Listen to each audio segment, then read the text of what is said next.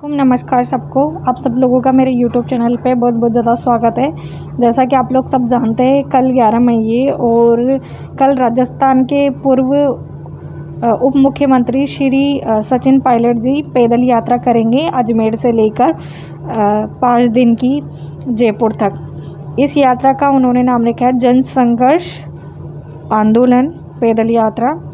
आप लोग खुद देखिए कि जो हमारे राजस्थान के मुख्यमंत्री श्री अशोक गहलोत जी वो हमेशा उन्होंने ये बोला है कि वो हमेशा जिस टाइम पे जब हमारी राजनीति में श्रीमती जी वसुंधरा राजे थी, तो उस टाइम पे उन्होंने आंदोलन चलाए थे बहुत सारे। वो बोलते थे करप्शन के खिलाफ़ और ना जाने कितने आंदोलन के खिलाफ़ उन्होंने बोला था कि इसका हम चलाएंगे, लेकिन ऐसा कुछ नहीं हुआ। उन्होंने जब से राजस्थान सरकार में कांग्रेस सरकार आई है, तब से कांग्रेस सरकार ने सिर्फ और सिर्फ अपनी सरकार को बचाने का ही काम किया, ना कि इन्होंने कोई ऐसा काम किया।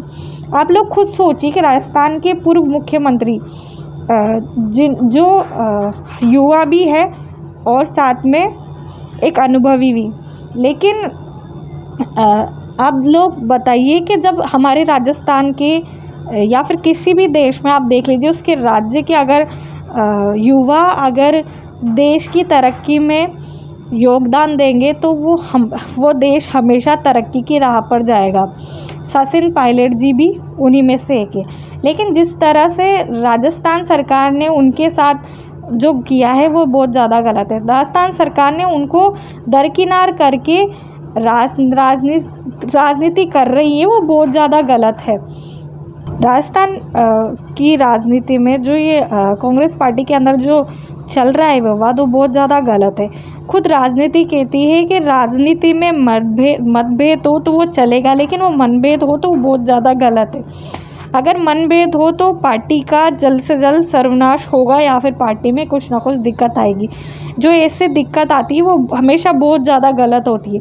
लेकिन जो राजनीति के अंदर जो कांग्रेस पार्टी के अंदर हो रहा है वो बहुत ज़्यादा गलत हो रहा है, जिसकी वजह से आज अशोक गहलोत जी को अशोक गहलोत जी और साथ में सचिन पायलट जी को संघर्ष करना पड़ रहा है। इसके अलग जाकर राजस्थान के मुख्यमंत्री जी अशोक गहलोत जी एक युवा इंसान, जो कहीं ना कहीं राजनीति का आने वाला चेहरा बनता, ऐसा इंसान जो कहीं ना कहीं युवाओं में एक जोश भरने का काम करता, एक कहीं ना कहीं एक ऊर्जावान व्यक्ति हुआ करता था, एक ऐसा इंसान जो कांग्रेस की में एक ऑक्सीजन देने का काम करता, एक ऐसा इंसान जो राजस्थान की रीढ़ की हड्डी धीरे धीरे करके बनता जा रहा था, ऐसा व्यक्ति जो राजस्थान का हर युवा पसंद करता था और एक ऐसा जो युवाओं का आइडल हुआ करता था और वो युवा का आइडियल भी है और जो युवाओं में जोश भरने का काम करता था, जिसके कुछ सपने थे राजनीति और राजस्थान के लिए।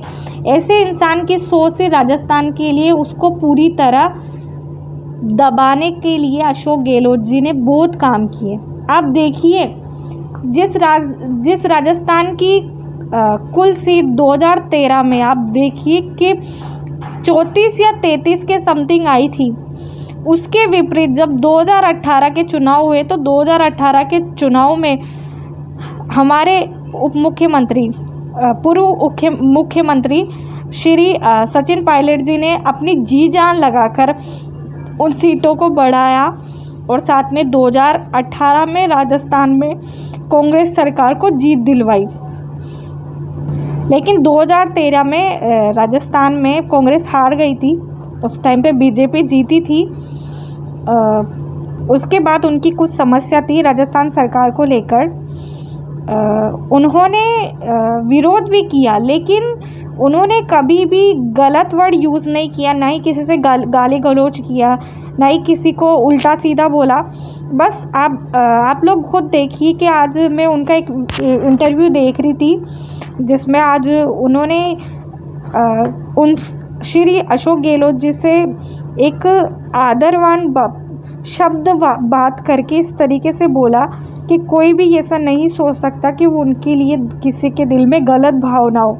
लेकिन उन्होंने हमेशा सबको एक आदर्श की तरह देखा, ना कि कभी उन्होंने किसी के साथ गलत बिहेव किया। लेकिन इसके उलट हमारे राजस्थान के मुख्यमंत्री श्री अशोक गहलोत जी ने उनको हमेशा मंच पे गलत तरीके से वर्ड यूज़ किए। जैसे कि कभी पायलट साहब को बोला गया कि उल्टा, इसके अलावा कोरोना बोला, उनको निकम्मा बोला, और इसके अलावा बहुत ऐसे ना जाने कितने वर्ड्स यूज़ किए, कैसे वर्ड बोले जो कहीं ना कहीं राजनीति के अंदर ऐसे वर्ड का यूज़ होना बहुत ज़्यादा गलत माना जाता है।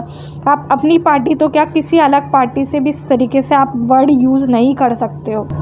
लेकिन इसके अलावा गहलोत साहब को राजनीति में बहुत ज़्यादा अनुभव है।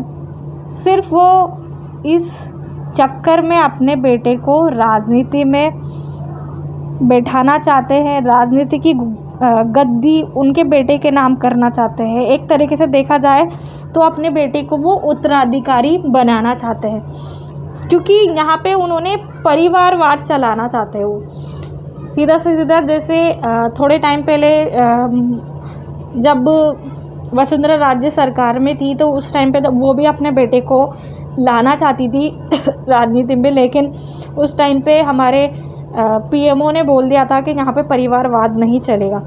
तो उस तरीके से ही एक तरीके से देखा जाए तो मुख्यमंत्री हमारे अशोक गहलोत जी परिवारवाद चलाना चाहते हैं यहाँ पे, तो बहुत ज़्यादा गलत है। वो सिर्फ और सिर्फ ये चाहते हैं हमारे मुख्यमंत्री जी कि वो कैसे न कैसे करके अपने बेटे का करियर सेट कर दे, जो बहुत ज़्यादा गलत है। सचिन पायलट जी जो मुख्यमंत्री जी के द्वारा दरकिनार कर दिए गए, मेरी सोच कहीं ना कहीं सबकी, और सचिन पायलट जी जो मुद्दे उठाए, वो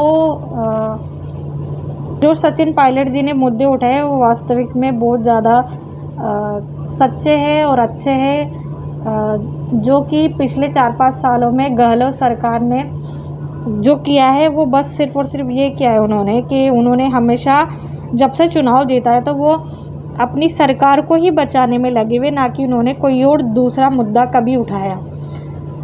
अपनी सरकार को उन्होंने हमेशा बचाना चाहा, और गहलोत सरकार ने कहा था कि हम करप्शन के खिलाफ आवाज़ उठाएंगे। उन्होंने एक भी ऐसा कोई काम नहीं किया जो जनता की भलाई के लिए हो। लेकिन जब से गहलोत सरकार सत्ता में आई, जब से हमारे राजस्थान में महंगाई भी बहुत ज़्यादा बढ़ी है, वो चाहे तो महंगाई रोक सकते थे, लेकिन उन्होंने ऐसा कुछ नहीं किया। और साथ में आप देखा जाए तो वो जब चुनाव आने वाले हैं तो उस टाइम पे वो चाह रहे हैं कि जनता को फिर से उल्लू बनाए, और इसके अलावा वो चाह रहे हैं कि लोगों के लिए राहत कैंप खोले, और जो राहत कैंप की वजह से कैसे न कैसे करके वापस से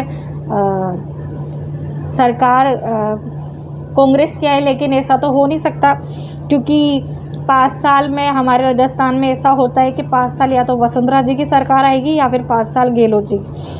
कहीं ना कहीं ऐसा देखा जाए तो दोनों ने एक मित्रतावाद चला रखा है हमारे राजस्थान के अंदर, जो बहुत ज़्यादा गलत है। हम अगर वो एक दूसरे की, मेरे को ऐसा लगता है कि मैं बचपन से देखती आई हूँ, जब से सरकार बनना स्टार्ट हुई है और मैं जब से समझदार हुई हूँ, तो उस टाइम से मैंने ये देखा है हमेशा राजस्थान के अंदर कि 5 साल राज करेंगी वसुंधरा राजे जी और 5 साल राज करेंगे श्री अशोक गहलोत जी। और ना तो अशोक गहलोत जी कभी वसुंधरा जी के खिलाफ कुछ गलत वर्ड्स यूज़ करते, क्योंकि वो एक मित्रतावादी दोस्त जो होते हैं ना, उस तरीके से वो बिहेव कर रहे दोनों। ना ही वसुंधरा राजे जी कभी अशोक गहलोत जी के लिए कुछ गलत वर्ड यूज़ करती। अच्छी बात है, गलत वर्ड यूज़ नहीं करती, लेकिन ये दोनों की वजह से आज हमारे राजस्थान में बहुत ज़्यादा माहौल ख़राब हो चुका है। अगर मैं लोगों से ये कहना चाहती हूँ कि आप लोग राजनीति में अगर वोट देना चाहते हैं ना, तो वो आप इस तरीके से मत दीजिए कि परिवारवाद या फिर धर्म के नाम से मत दीजिए। अगर देना है ना तो इंसान को परख के और इंसान को सही हो, जो आपकी बात को संसद में पहुंचाए, ऐसे इंसान को आप लोग वोट दीजिए। साथ में मैं ऊपर वाले से अल्लाह से ये दुआ करती हूँ कि हमारे पूर्व उप मुख्यमंत्री जी श्री सचिन पायलट जी, जो जिन्होंने ये मुहिम युवाओं के लिए और जो साथ में जो इतने सारे मुद्दे आए, उनके ख़िलाफ़ जो उन्होंने आवाज़ उठाई, उनकी सराहना करती हूँ। और मैं ऊपर वाले से ये दुआ करती हूँ कि उनको जो ये आंदोलन है उसमें कहीं ना कहीं उनको बहुत अच्छी सफलता मिले। और साथ में मैं लोगों से ये भी अपील करना चाहती हूँ कि आप ज़्यादा से ज़्यादा सचिन पायलट जी की यात्रा में उनका साथ दीजिए और उनका हौसला बढ़ाइए। अगर आप लोग साथ में अगर उनका साथ चल के नहीं दे पा रहे हैं तो कोई दिक्कत नहीं है, आप सोशल मीडिया से भी उनका साथ दीजिए। मैं तो हमेशा सचिन पायलट जी की सोच का और उनका साथ देती हूँ और हमेशा देती रहूँगी। आप लोग सबसे भी अपील है कि आप लोग भी सचिन पायलट जी का साथ दीजिए। जो सचिन पायलट जी ने जो हमारे राजस्थान की युवाओं को हमेशा सपोर्ट किया और युवाओं को हमेशा आगे आने के लिए प्रोत्साहन करा, उसके लिए उनका तहे दिल से शुक्रिया। और बाकी आप लोग खुद समझदार है, आगे आप खुश रहिए। और जो हमारे राजस्थान में जो मुद्दे चल रहे हैं उनमें सरकार से सवाल करिए, जवाब की चाह रखिए कि हमारे राजस्थान में जो ये दिन पर दिन जो बाल विवाह और ये जो पाखंडवाद और साथ में जो इतने सारे हिंदू मुस्लिम के मुद्दे चल रहे हैं और जो ये रेप केस चल रहे हैं वो कब ठीक होगा, हमारे देश का जो माहौल हो, क्या आप उनकी पूरी जिम्मेदारी लेते हो? अगर आप सरकार चुनते टाइम पे अगर इस तरीके से फैसले लेते हो और सरकार से अपनी वादों को पूरा करवाने की अगर आप हिम्मत रखते हैं तो तब जाके आप वोट दीजिए और साथ में उस उम्मीदवार को चुनिए जो आपकी बात संसद तक पहुंचाए। और साथ में सचिन पायलट जी का भी साथ दीजिए। आगे आप खुद समझदार हो और अपने आसपास सबको खुश रहिए। अल्लाह हाफिज़। जय हिंद, जय भारत। अल्लाह हाफिज़।